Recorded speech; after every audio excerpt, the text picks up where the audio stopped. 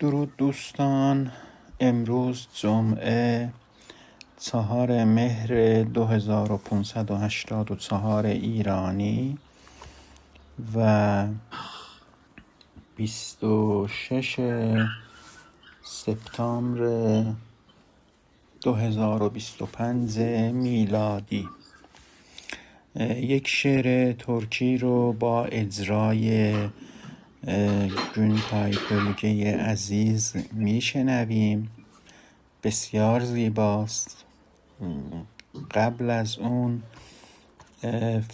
ترجمه فارسی شعر رو بنده خدمتتون عرض میکنم تا بهتر بتوانید هموطنان فارسی زبانمون هم از این شعر زیبا لذت ببرند.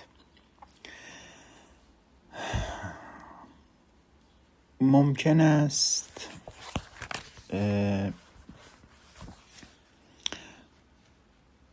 در لحظات غمگین گاهی یادم میافتد چه کسانی آمدند و رفتند در زندگی من. چرا هر قدر پیرتر میشوم این احساس در روحم، این نوستالژی، این که خیلی قدیم ها در روحم بیدار می شود. پدرم و پدر بزرگم زود زود به خوابم می آیند. هر وقت آرزوهای رنگارنگم را به یاد می آورم. در خواب مثل پدر و مادرم حرف نمی زنم، بلکه مثل این که امروز با یک همسن و سالم حرف می زنم. این تلاش ها چیست؟ این خود را به در و دیوار زدن چیست؟ اصلا نپرس ای قلب من، این غم ها تو را ناراحت نکند. جوانی گم شده ام را نگرد ای دل من، اگر بگردی می ترسم تو را هم فراموش کنم.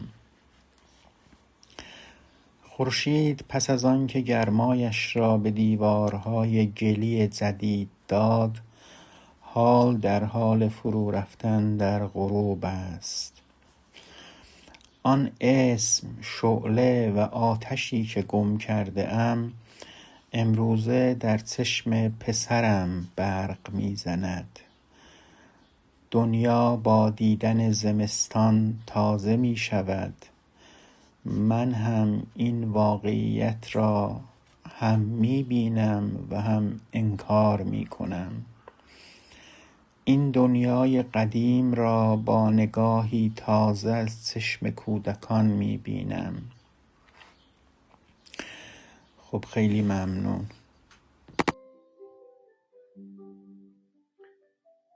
Kədərli anlarda anıram hərdən. Kimlər gəlib keçdi dünyadan, kimlər? Bu niyə belədir? Yaşlandıqca mən oyanır ruhumda çox-çox qədimlər.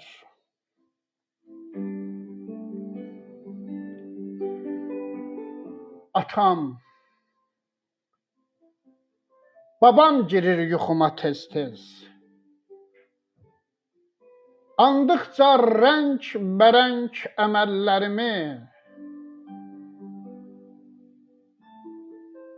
yuxumda atamla atam kimi yox,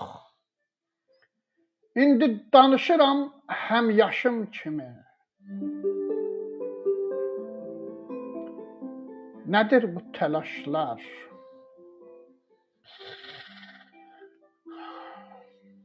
Heç sorma könlüm. Üzməsin bu yolda kədər, qəm səni.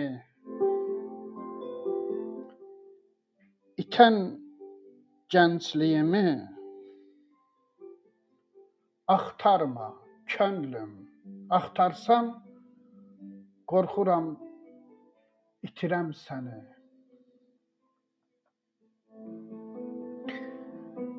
Təzə pöhrələrə o məğrur günəş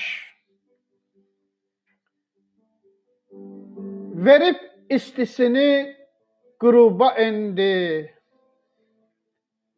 Mənim itirdiyim o ad, o od, o atəş oğlumun gözündə alışır indi. Dünya təzələnsin, görüşüb qışla.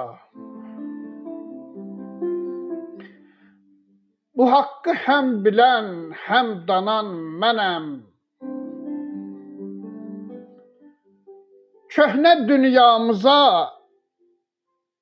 təzə baxışla. Evlatlar gözündən boylanan mənəm.